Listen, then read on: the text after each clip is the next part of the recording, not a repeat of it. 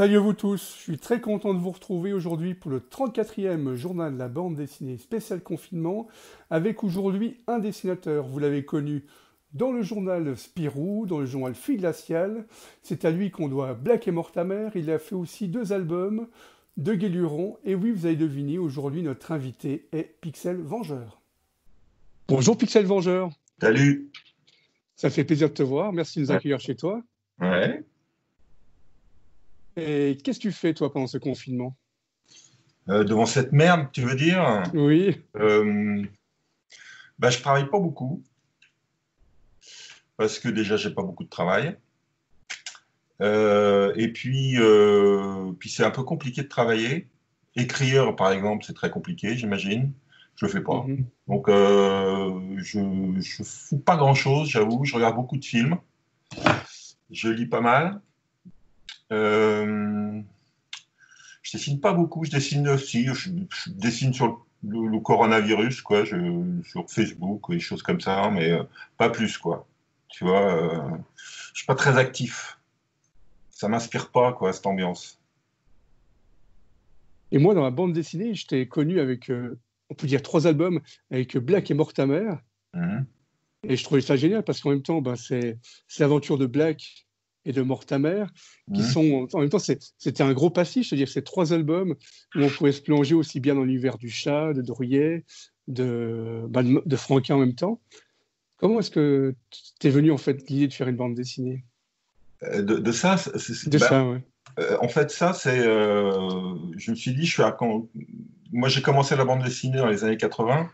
Ouais. J'ai travaillé à Vipère, un peu à Rigolo. C'était à l'époque Métal Hurlant, tout ça. Et puis, je gagnais pas du tout ma vie, quoi. C'était compliqué. Et puis, surtout, les journaux fermaient énormément à l'époque. Et j'avais même l'impression que quand je sortais un truc dans un journal, j'avais l'impression qu'il fermait après, quoi. Tu vois, mais je suis pas le seul à avoir eu cette sensation à cette époque. Et donc, j'ai arrêté de faire de la bande dessinée parce que j'ai été rattrapé par des jeux vidéo, des choses comme ça, de la musique. Enfin, j'ai fait d'autres trucs à côté.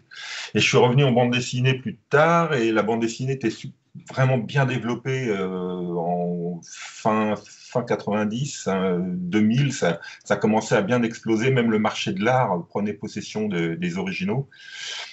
Et je me suis dit, à débarquer dans ce monde de la bande dessinée à cette époque-là, il va falloir faire du bruit, quoi. Enfin, il va falloir se faire remarquer, quoi.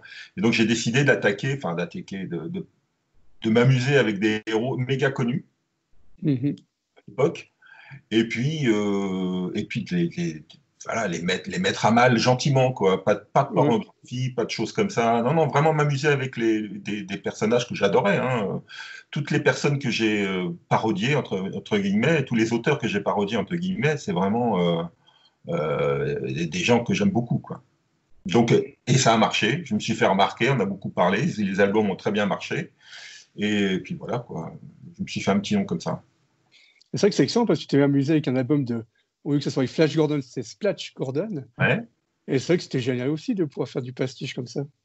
Ouais, mais c'était génial à l'époque. Maintenant, si je pouvais continuer de faire ça, ça marcherait plus. Ouais. Je trouve que la bande dessinée, c'est hyper, comment dire, l'humour n'a plus vraiment, c'est difficile, quoi, d'avoir sa place. Moi, tu connais mon humour. Mon humour, c'est un mélange de Monty Python, d'Hanna Barbera, de Tex Avery. Tu vois, c'est quand même assez barré. Ça part vraiment en vrille à chaque fois. Et, j'ai des fans hardcore, mais les éditeurs, non, ils s'accrochent plus vraiment à ça, quoi. Tu vois, faut faire de la bande dessinée, soit des romans graphiques, je déteste ce terme. Des histoires d'aventure, encore, ça me plaît, ça marche bien, mais il faut trouver vraiment la bonne personne avec qui faire ça. je pense. Mais ça devient très compliqué pour l'humour, quoi. Très compliqué, surtout le mien en plus. Avec ton humour, ce qui est génial, c'est que tu as pu collaborer avec des journaux comme Glacial. Bah, je continue, ouais. Oui, tu continues. Je suis très attaché à la presse.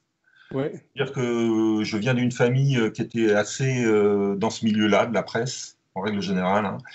Et donc, j'ai grandi avec des stocks et des stocks. J'avais l'intégrale de métal, de fluide, de machin, et gratuitement, quoi. Mon père me ramenait chaque mois, même chaque semaine, des Charlie et des trucs, des Harakiri, quoi. Enfin, c'était hallucinant. J'ai grandi au milieu de tout ça, quoi. Ah, c'est génial. Ouais, je suis très attaché à la presse et maintenant, c'est être attaché à la presse, c'est dire qu'attaché vaguement à Spirou et vaguement à Fluide Glacial parce qu'il n'y en a plus beaucoup et même le Psycho s'est arrêté, quoi.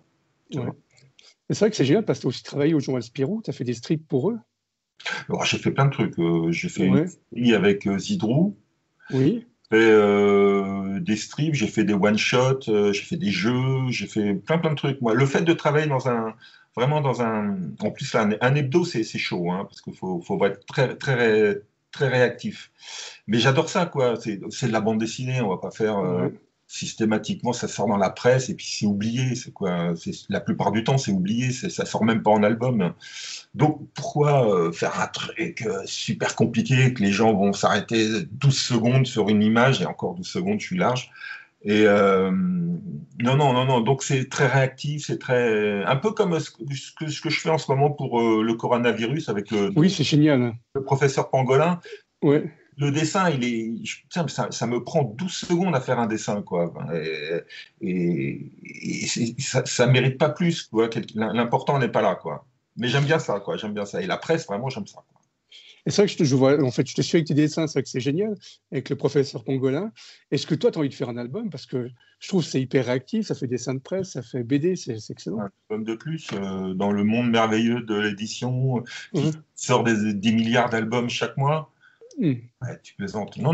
Le professeur Pangolin, normalement, le 11 mai, il meurt. Enfin, il est plus là, quoi. J'arrête.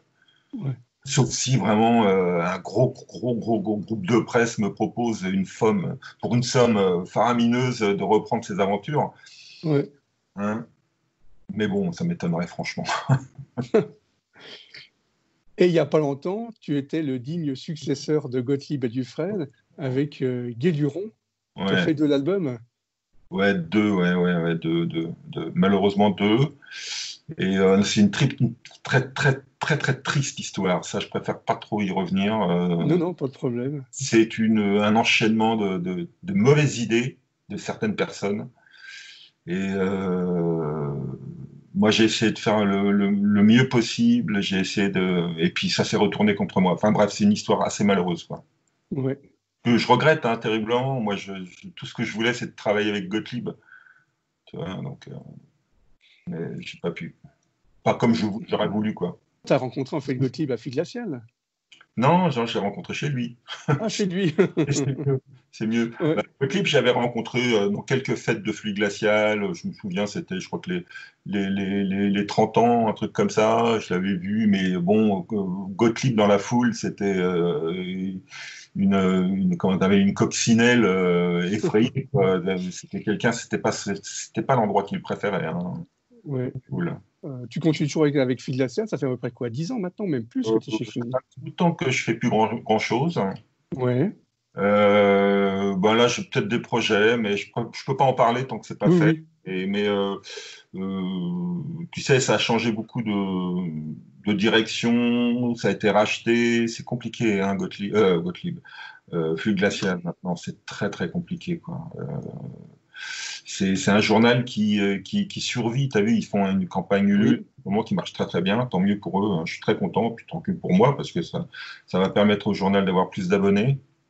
C'est un peu le nerf de la guerre pour la presse, hein, aujourd'hui, les abonnés.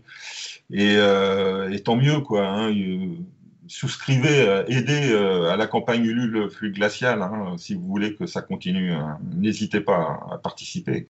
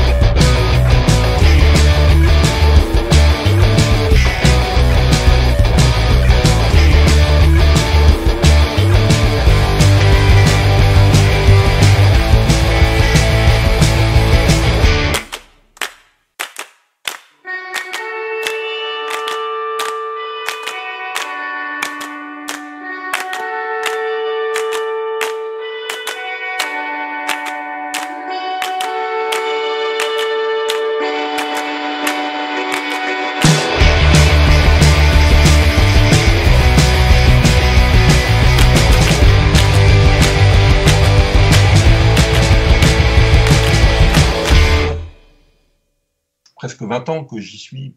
Au début, épisodiquement, et puis ces derniers temps, vraiment beaucoup. Puis là, de nouveau, un peu épisodiquement. C'est compliqué, quoi. En ce moment, c'est très dur pour moi, hein, le travail. J'ai pas de travail vraiment en bande dessinée. Hein. Je batifole, hein. Je fais pas grand-chose. Hein. C'est un peu tristoun. Hein. Et moi, j'ai reçu une belle claque en voyant ton dernier album qui est sorti l'année passée, c'est Mammouth. Ouais. Je trouvais génial parce que un nouveau graphiste, c'est-à-dire que je connaissais pas ce graphisme-là du réaliste, et c'est super. Bah ouais, c'est sympa de me dire ça, mais c'est un album qui visiblement n'a pas reçu l'accueil escompté, quoi, apparemment. Donc moi, j'essayais de changer un peu, parce que comme je te disais, l'humour, ça commence à être très compliqué sur le marché, on va dire, pour en vivre. Et donc, je me suis tourné un peu vers autre chose. Travailler avec Fabien Groslo, c'était cool. Mais voilà, quoi. Je sais pas si c'était le bon éditeur pour faire ça. Je sais pas. Je sais pas du tout. Franchement, visiblement, ils ont fait un beau livre. Hein, le résultat est très beau. L'objet est très beau. Moi, j'ai plein de regrets, mais ça, c'est classique. Hein. Surtout mes albums. Je les aime pas, mes albums. C'est très rare quand j'aime un album. Et c'est plutôt bon signe quand j'aime pas. Et que je ferais mieux. Mais visiblement, voilà, ça n'a pas marché autant qu'ils espéraient, je pense. Ouais, bah, c'était une belle histoire. Ça se passait en fait par les chercheurs de défense de mammouth. Et c'est vrai que ça passait en Sibérie. Et les premières pages, c'est vrai que j'ouvrais cet album, je dis oh, super Pixel Vengeur. Le graphisme hyper réaliste, c'est vrai que ça a changé de ton graphisme humoristique, qui est superbe aussi. Il y a des gros nez. Oui, mais les dessins, c'est entre deux, c'est-à-dire que on plonge dedans, quoi. C'est impressionnant. Oui, c'est ce que j'ai cherché de faire, essayer de chercher à faire. Peut-être trop de gros nez. Alors après, on m'a reproché, on ne sait pas si c'est un peu humoristique malgré tout. Non, c'est pas du tout humoristique du tout. Non. Dans certaines régions, il y a des gens qui ont des sacrés nez, crois-moi. Oui. Moi en Suisse, oui, j'en ai un. Et moi-même aussi. Hein. Oui. Non, bah, c'est dommage. On avait un autre projet qui a trouvé personne, un truc historique en plus, vachement bien, qui flirtait avec Lovecraft en plus. Ouais, un truc vraiment très intéressant, mais ça ne m'a pas du tout trouvé c'est très dur en ce moment pour des auteurs moyens comme moi, pas très connus, de trouver du travail. C'est très très dur. Les maisons d'édition sont devenues... soit ils ne te répondent pas, ils t'ignorent totalement, tu n'existes pas. Alors ça fait un gros retour en arrière, tu as l'impression de débuter dans la bande dessinée, ça fait bizarre après 20 ans. Ou soit ils te répondent des inepties, quoi. Tu vois, des inepties ou des trucs... Non, c'est très dur en ce moment. Hein. Et la crise du Covid n'arrange vraiment pas les choses. Moi, j'ai plein d'amis dessinateurs qui ont moins de chance que moi, qui ont eu moins de chance que moi et qui ont zéro revenu, quoi, en ce moment. Et c'est une vraie catastrophe. Hein.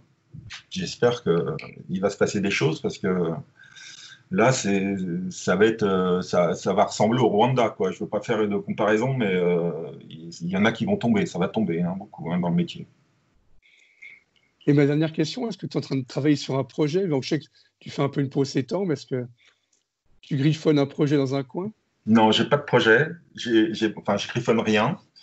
Je suis vraiment à l'arrêt, hein, j'arrive pas à bosser. Oui, hein. Juste des conneries du professeur Campbell. Oui. Voilà. J'ai juste un projet d'album dont j'ai fait une dizaine de pages avec un réalisateur de film. Ah, génial. Sur le cinéma français, le mécanisme de création d'un montage de film, de commission et trucs comme ça, dans la déconne. Mais vu qu'en ce moment, le cinéma tire énormément de scénarios vers la bande dessinée, j'ai l'impression que les maisons d'édition ont vachement de mal à accepter un truc la personne avec qui je fais ça, c'est Éric Martin, qui a réalisé 2 longs métrages et qui travaille beaucoup pour Groland, donc c'est un satirique. Et donc, il met un peu à mal le cinéma français. Et je trouve ça vachement bien fait. Et puis, ce qui s'est passé ces derniers temps au César, les MeToo et tout ça, quoi, toutes ces affaires-là, je trouve que c'est assez intéressant. On a un projet tout fait et personne ne te répond, quoi. Tout le monde a peur de se mettre à dos les maisons de production ou je ne sais pas quoi, mais c'est catastrophique. Non, franchement, je suis assez pessimiste en cette année magnifique de merde 2020. Voilà, ça va te faire une bonne émission de bande dessinée. Oui, mais il faut parler de tout. Hein? Il faut parler de tout, même quand ça va ou quand ça va pas, il n'y a pas de problème. Ah ben, là, franchement, je peux te dire que je suis pas le seul, je parle pas que pour moi. C'est vraiment la grosse merde. Franchement, je parle des libraires et tout ça. C'est une grosse merde. Au-delà du Covid. Oui. C'est vrai que tout s'est arrêté, aussi bien les copains qui sortaient un album, ils sont sortis juste avant que ça arrive. Donc, et toi, tu vas bien? Ça va, toi? Oui, ça va bien, impeccable. Tout va bien. Très bien. Oui. On essaie de positiver, même avec... Ouais. Moi, j'ai arrêté de positiver. Oui. Alors, super. Je te remercie beaucoup de nous avoir accueillis chez toi. On espère que tout va bien se passer pour la fin de ce confinement. Oh, bah oui, ça devrait aller. C'est vrai que le métier ne nous change pas beaucoup, ma femme et moi, donc on a toujours travaillé chez nous, on est confinés à l'année, quoi. Mais quand même, ça fait chier, quoi. Quel monde de merde. Alors, super. On va positiver avec toi. Ouais, à tout bientôt. Positivement en disant quel monde de merde. Oui, quel monde de merde. Merci, Pixel. Ciao. À toi aussi. Ciao.